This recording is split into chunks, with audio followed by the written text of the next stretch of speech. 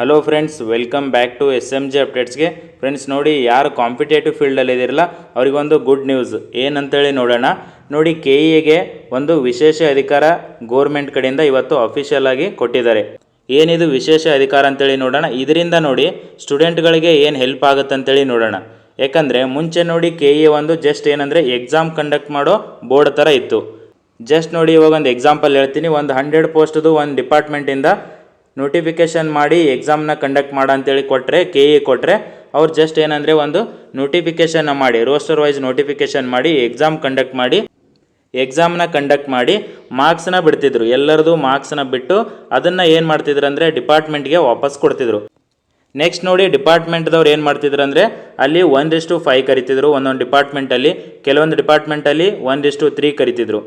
So ಇದನ್ನು ಏನಾಗ್ತಿತ್ತಂದರೆ KEದವರು 2 ತಿಂಗಳಲ್ಲಿನೇ exam conduct ಮಾಡಿ marks ಎಲ್ಲ ಬಿಟ್ಟು ಡಿಪಾರ್ಟ್ಮೆಂಟಿಗೆ ಕೊಟ್ಟ ಮೇಲೆ ಡಿಪಾರ್ಟ್ಮೆಂಟ್ದವರು 3 ತಿಂಗಳು, 4 ತಿಂಗಳು, 5 ತಿಂಗಳು, ಕೆಲವೊಂದು ಸಲ 1 ವರ್ಷನೂ ತೊಗೊಂಡಿದ್ದಾರೆ. ನೀವು 2023ರಲ್ಲಿ ಒಂದು ಫುಡ್ ಡಿಪಾರ್ಟ್ಮೆಂಟಿಂದ ನೋಟಿಫಿಕೇಷನ್ ಆಗಿತ್ತು, ನೋಡಿರ್ಬೋದು. ಅದು 2025ವರೆಗೂ ಬಂತು, ಅಂದರೆ 3 ವರ್ಷ ತೊಗೊಂಡಿದ್ದಾರೆ. ಸೊ ಅದೆಲ್ಲ ಡಿಲೇ ಆಗೋಕ್ಕೆ ಕಾರಣ ಡಿಪಾರ್ಟ್ಮೆಂಟ್ದವರು. ನೋಡಿ, ಇನ್ನೊಂದು ಎಕ್ಸಾಂಪಲ್ ಹೇಳ್ತೀನಿ. 708 ಪೋಸ್ಟ್ದು ಕೆಲವೊಂದು ಗ್ರೂಪ್ ಸಿ, SD, FD ಎಲ್ಲ ಇತ್ತು ಇದರಲ್ಲಿ. ಇದು ನೋಡಿ ಎಕ್ಸಾಮ್ ಜನವರಿ ಮತ್ತು ಫೆಬ್ರವರಿಯಲ್ಲಿನೇ ಕಂಡಕ್ಟ್ ಮಾಡಿದ್ದಾರೆ. ಬಟ್ ಇನ್ನೂ ನೋಡಿ ಫೈನಲ್ ಲಿಸ್ಟ್ ಆಗಿಲ್ಲ. ಯಾಕಂದರೆ ಡಿಪಾರ್ಟ್ಮೆಂಟ್ದವರು ಲೇಟ್ ಮಾಡ್ತಿದ್ದಾರೆ. ನೋಡಿ, ಇವಾಗ KEಗೆ ಒಂದು ಏನು ವಿಶೇಷ ಅಧಿಕಾರ ಕೊಟ್ಟಿದ್ದಾರೆ ಅಂದರೆ ಸೆಲೆಕ್ಷನ್ ಅಥಾರಿಟಿ ಅಂತೇಳಿ ಗೆಜೆಟಲ್ಲಿ ಪಾಸ್ ಆಗಿದೆ. ಸೆಲೆಕ್ಷನ್ ಅಥಾರಿಟಿ ಅಂದರೆ ನೋಡಿ, ಇವಾಗ ಏನು ಡಿಪಾರ್ಟ್ಮೆಂಟ್ದವ್ರು ಕಂಡಕ್ಟ್ ಮಾಡ್ತಿದ್ದಾರಲ್ಲ 1:3 ಮತ್ತು 1:5 ಎಲ್ಲ ಮಾಡ್ತಿದ್ರು. ಮತ್ತು ನೆಕ್ಸ್ಟ್ 1:1 ಎಲ್ಲ ಮಾಡೋದು ಡಿಪಾರ್ಟ್ಮೆಂಟ್ದವ್ರು ಮಾಡ್ತಿದ್ರು. ಇವಾಗ VAO ನೋಡಿರ್ಬೋದು, ಲಾಸ್ಟ್ ಇಯರು ಎಲ್ಲ ಡಿಪಾರ್ಟ್ಮೆಂಟ್ದವ್ರು ಮಾಡಿದ್ದಾರೆ. ಜಸ್ಟ್ ಎಕ್ಸಾಮ್ ಕಂಡಕ್ಟ್ ಮಾಡಿ ರಿಸಲ್ಟ್ ಬಿಟ್ಟು ಅದನ್ನು ಡಿಪಾರ್ಟ್ಮೆಂಟ್ಗೆ ಕೊಡ್ತಿದ್ರು. ಅದು ಎಲ್ಲ ನೋಡಿ ಇವಾಗ ಎಲ್ಲ ಇದು ಏನು 1:3, 1:5 ಏನು 1:1 ಮಾಡೋದಿದೆಯಲ್ಲ, ಎಲ್ಲ ಸೆಲೆಕ್ಷನ್ ಅಥಾರಿಟಿ ಎಲ್ಲನೂ KEನೇ ಮಾಡ್ಬೋದು ಅಂತೇಳಿ ಇವತ್ತು ಗೋರ್ಮೆಂಟ್ ಕಡೆಯಿಂದ ಗೆಜೆಟಲ್ಲಿ ಪಾಸ್ ಆಗಿದೆ. ಇದರಿಂದ ಸ್ಟೂಡೆಂಟ್ಗಳಿಗೆ ಏನು ಹೆಲ್ಪ್ ಆಗುತ್ತೆ ಅಂದರೆ ನೋಡಿ, ಎಕ್ಸಾಮ್ ಆದಮೇಲೆ ತುಂಬ ಡಿಲೇ ಆಗಲ್ಲ. ನೋಡಿ, ಡಿಪಾರ್ಟ್ಮೆಂಟ್ದವ್ರು ಮುಂಚೆ ಏನು ಡಿಲೇ ಮಾಡ್ತಿದಾರಲ್ಲ ಅದು ಡಿಲೇ ಆಗಲ್ಲ. ಯಾಕಂದರೆ KEದವ್ರು ನೋಡಿರ್ಬೋದು 2 ತಿಂಗಳಲ್ಲಿ ಎಕ್ಸಾಮ್ ಎಲ್ಲ ಕಂಡಕ್ಟ್ ಮಾಡಿ ರಿಸಲ್ಟ್ ಎಲ್ಲ ಮಾರ್ಕ್ಸ್ ಎಲ್ಲ ಬಿಡ್ತಾರೆ. ಬಟ್ 1:1 ಆಗಬೇಕಂದ್ರೆ ತುಂಬ ಡಿಲೇ ಆಗ್ತಿತ್ತು. ಆ ಡಿಲೇ ಇವಾಗ ತಪ್ಪುತ್ತೆ. ಎಲ್ಲನೂ KEದವರೇ ಮಾಡ್ತಾರೆ ನೋಡಿ. ಇನ್ಮೇಲಿಂದ ಎಲ್ಲ ಡಿಪಾರ್ಟ್ಮೆಂಟ್ದು ಸೆಲೆಕ್ಷನ್ ಅಥಾರಿಟಿ ಅಂತೇಳಿ ಇವತ್ತು ಗೋರ್ಮೆಂಟ್ ಕಡೆಯಿಂದ ನೋಡಿ ಇಲ್ಲಿ ಗೆಜೆಟಲ್ಲಿ ಪಾಸ್ ಆಗಿದೆ.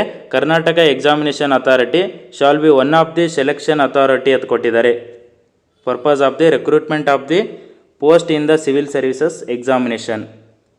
ಇವಾಗ ನೋಡಿ, ಕರ್ನಾಟಕದಲ್ಲಿ ಏನು ಸಿವಿಲ್ ಸರ್ವಿಸಸ್ ಎಕ್ಸಾಮ್ ನಡೀತಾವಲ್ಲ, KPSCದವ್ರು ಯಾವ ರೀತಿ ಅಥಾರಿಟಿ ಇತ್ತು ನೋಡಿ ಅವರಿಗೆ. 1:1 ಬರೋವರೆಗೂ ಎಲ್ಲನೂ KPSC ಅವರೇ ಕಂಡಕ್ಟ್ ಮಾಡಿ ನೆಕ್ಸ್ಟ್ 1:1 ಲಿಸ್ಟ್ ಏನು ಮಾಡ್ತಿದ್ರು ಡಿಪಾರ್ಟ್ಮೆಂಟ್ದವ್ರಿಗೆ ಕೊಡ್ತಿದ್ರು. ಆ ರೀತಿ ಇವಾಗ KEಗೇನು ಅಥಾರಿಟಿ ಸಿಕ್ಕಿದೆ. ಸೊ ಅವರೂ ಇವಾಗ ಸೆಲೆಕ್ಷನ್ ಅಥಾರಿಟಿ ಥರ ಎಲ್ಲನೂ. ಮತ್ತು ನೋಡಿ, ಎಲ್ಲನೂ KEದವರೇ ಮಾಡಲ್ಲ, ಆ ರೀತಿ ಇರಲ್ಲ. KPSCನೂ ಮಾಡುತ್ತೆ, ಅದರ ಜೊತೆಗೆ KEನೂ ಮಾಡುತ್ತೆ. ಈ ಅಧಿಕಾರ KEಗೆ ಇರಲಿಲ್ಲ ಮುಂಚೆ. ಇವಾಗ ಗೌರ್ಮೆಂಟ್ ಕಡೆಯಿಂದ ಅಫಿಷಿಯಲ್ ಆಗಿ ಕೊಟ್ಟಿದ್ದಾರೆ. ಇದರಿಂದ ಸ್ಟೂಡೆಂಟ್ಗೆ ತುಂಬ ಹೆಲ್ಪ್ ಆಗುತ್ತೆ. ಇವಾಗ ನೋಡಿ, ನೆಕ್ಸ್ಟ್ ಅಪ್ಕಮಿಂಗಲ್ಲಿ ಲ್ಯಾಂಡ್ ಸರ್ವೇರು ಇದು ನೋಡಿ ಇವಾಗ KE ಕಡೆಯಿಂದನೇ ಕಂಪ್ಲೀಟಾಗಿ ಆಗುತ್ತೆ. ನೆಕ್ಸ್ಟು VAO ಲಾಸ್ಟ್ ಇಯರು ಬೇಗನೆ ಆಗಿತ್ತು, ಬಟ್ ಇನ್ನೂ ಬೇಗ ಆಗುತ್ತೆ. ಯಾಕಂದರೆ KEದವರೇ ಕಂಡಕ್ಟ್ ಮಾಡ್ತಾರೆ. ನೆಕ್ಸ್ಟ್ ನೋಡಿ ಕ್ರೈಸು. ಸೊ ಇದು ಇವಾಗ KE ಕಡೆಯಿಂದನೇ ಎಲ್ಲ ಫೈನಲೈಸ್ ಆಗೋದು. KE ಕಡೆಯಿಂದನೇ, KE ಬೋರ್ಡಿಂದನೇ ಆಗುತ್ತೆ. ಸೊ ಆದ ಕಾರಣ ತುಂಬ ಸ್ಪೀಡ್ ಆಗುತ್ತೆ. 2 ತಿಂಗಳಲ್ಲಿ ಎಕ್ಸಾಮ್ ಅಂದರೆ ನೋಡಿ, ನೆಕ್ಸ್ಟ್ ಒಂದು 2 ತಿಂಗಳಲ್ಲಿ ಎಲ್ಲ ಪ್ರೊಸೆಸ್ ಆಲ್ಮೋಸ್ಟ್ ನೋಡಿ ಒಂದು 4 ರಿಂದ 5 ತಿಂಗಳಲ್ಲಿ ಆರ್ಡರ್ ಕಾಪಿ ಕೊಡೋ ಥರನೇ ಎಲ್ಲ ಫೈನಲ್ ಮಾಡ್ತಾರೆ KEದವರು. ಸೊ ಇವಾಗ ಏನು KE ಕಡೆಯಿಂದ PC ಆಗಿದೆಯಲ್ಲ, ನೆಕ್ಸ್ಟ್ ನೋಡಿ PCನೂ ತುಂಬ ಸ್ಪೀಡಾಗಿ ಮಾಡ್ತಾರೆ. ಯಾಕಂದರೆ ಎಲ್ಲ ಅಥಾರಿಟಿ ಕೊಟ್ಟಿರೋದು KEಗೇನೆ. ಸೊ ಇದು ಅಫಿಷಿಯಲಾಗಿ ಆಗಿದೆ. ತುಂಬ ಗುಡ್ ನ್ಯೂಸ್ ಇದು ಸ್ಟೂಡೆಂಟ್ಗಳಿಗೆ. ಯಾಕಂದರೆ ಇದು KEಗೆ ಆ ರೀತಿ ಅಥಾರಿಟಿ ಕೊಡಬೇಕಂತೇಳಿ ತುಂಬ ಬೇಡಿಕೆ ಇಟ್ಟಿದ್ದರು. ಬಟ್ ಅದು ಫೈನಲ್ ಆಗಿ ಇವಾಗ ಆಗಿದೆ ನೋಡಿ. ಯಾಕಂದರೆ ಡಿಪಾರ್ಟ್ಮೆಂಟ್ದವರು ತುಂಬ ಡಿಲೇ ಮಾಡ್ತಿದ್ರು. ನೋಡಿರ್ಬೋದು ನೀವು 708 ಪೋಸ್ಟ್ದು ಮತ್ತು ಮುಂಚೆ 2023ರಲ್ಲಿ ಫುಡ್ ಡಿಪಾರ್ಟ್ಮೆಂಟ್ದಾಗಿತ್ತು, ಕೈಗಾರಿಕಾ ಡಿಪಾರ್ಟ್ಮೆಂಟ್ದಾಗಿತ್ತು. ಅವ್ರು ತುಂಬ ಡಿಲೇ ಮಾಡಿದ್ರು.